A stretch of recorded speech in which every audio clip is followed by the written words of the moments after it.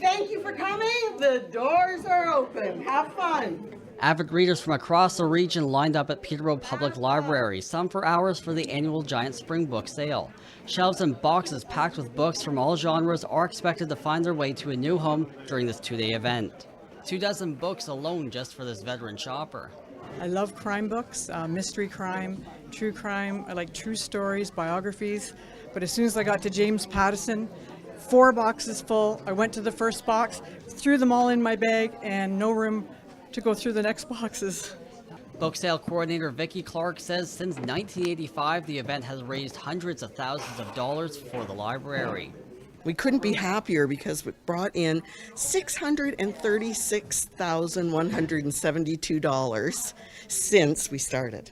This is just one of the 2 sales that is held each year and brings in thousands of books.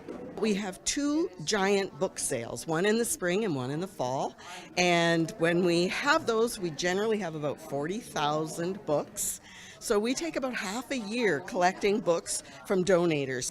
And besides coming early to score a deal, Bartley also advises. Definitely, but the night before, when you find out you're going to the sale, you have to look up the books that you already have, figure out what author you want, and go for it.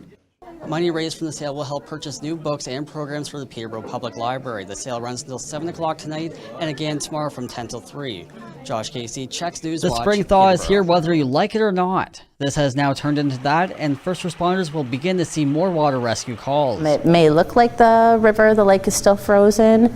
As you go out, take a couple steps, the thickness can drastically change. And that's a big concern, but it's not just hockey players or snowmobilers going through the ice. Animals, both domestic and wild, will go onto the ice, and people trying to rescue them will lead to them being rescued. Firefighters recommend avoiding the ice now and not to risk your own life to save an animal.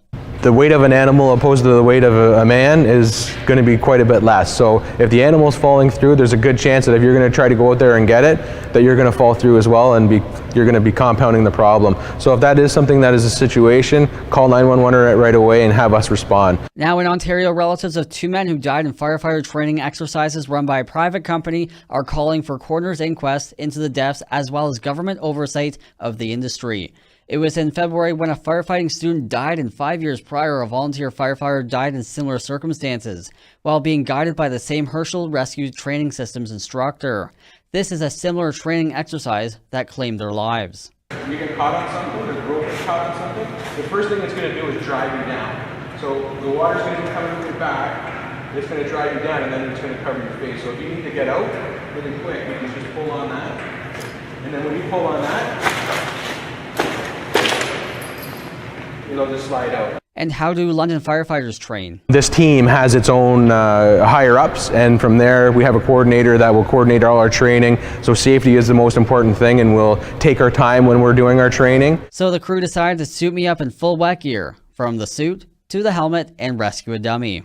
It took me nearly 2.5 minutes to put everything on, but for a real firefighter, it takes only about 35 seconds. So I don't think I'm going to be a firefighter anytime soon. With practice, it just takes practice. And after firefighters rescue the person from the water, paramedics will Warm them up, so we're going to remove all of their wet, cold clothing and treat any symptoms from there. There are 3 stages of hypothermia. Let's start with mild hypothermia, moderate hypothermia, going into severe hypothermia. Signs and symptoms of mild hypothermia could start with somebody shivering, very, very cold. Getting into moderate symptoms, people can become disoriented. Some people can become agitated as well as the severe shivering.